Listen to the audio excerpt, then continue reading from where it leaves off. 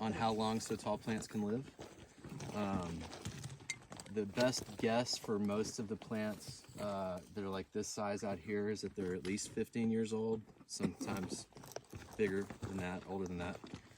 This is still a little bit small for what we would want to harvest, but it's a cool example of, like with agave spirits, when you take the plant out of the ground, you kill the plant. With Sotol, you'll notice that there's at least 3 independent heads on this, and there's 1 taproot. So what we'll do on a bigger plant is come in and take 1 of these heads out, leaving the taproot intact, and these 2 plants will continue to grow. If you do leave the taproot, this plant will regrow. Now, probably not in the time period that we're gonna ever harvest off of it again, but you can harvest in a way that you're not just ripping the plant out of the ground and killing a 25-year-old plant.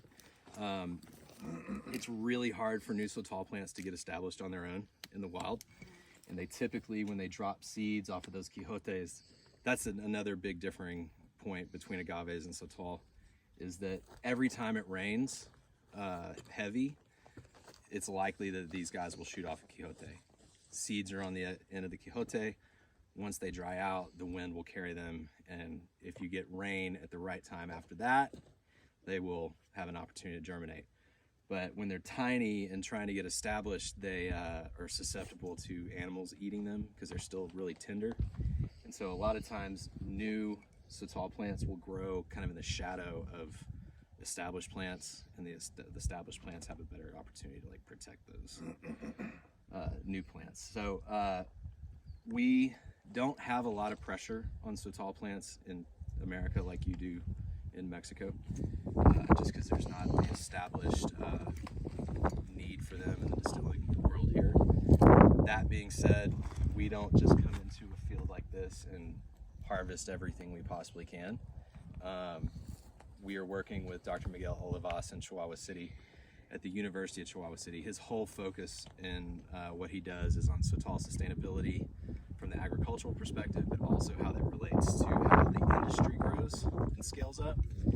So there are at least 3 cultivation programs in Mexico. Noche Luna is doing one. That's Ricardo Pico's project.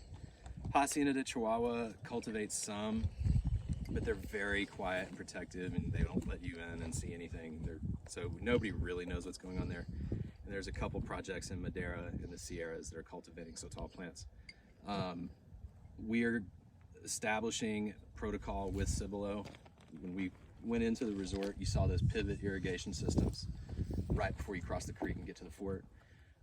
The furthest on your way in, the furthest one on the hillside, will be our cultivation program for replacing wild plants out here. It does not happen overnight. Like a 2-year-old plant is still like that big around and like this tall. So those get started from seeds in a nursery, and then they get moved to the pivot irrigation system area. That'll get irrigated like 3 to 4 times a year. And about the time they're 4 years old, 3 to 4 years old, they will get moved to the wild once they're established.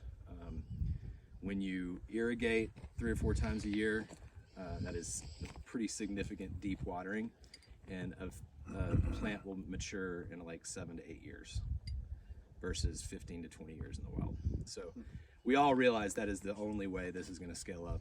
I mean, like Lenny Kravitz is working with Noche Luna. They just launched their thing.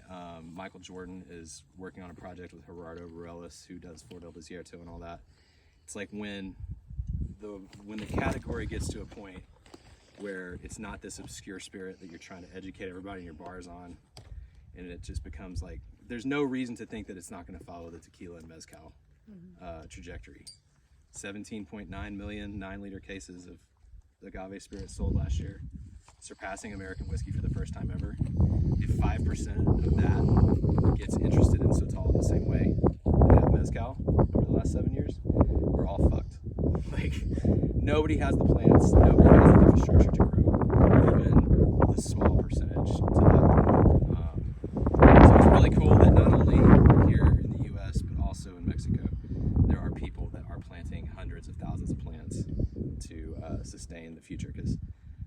everything that happened with tequila 10 years ago, as it exploded, and the agricultural practices surrounding it became terrible, and then similar things happened with cultivated mezcal.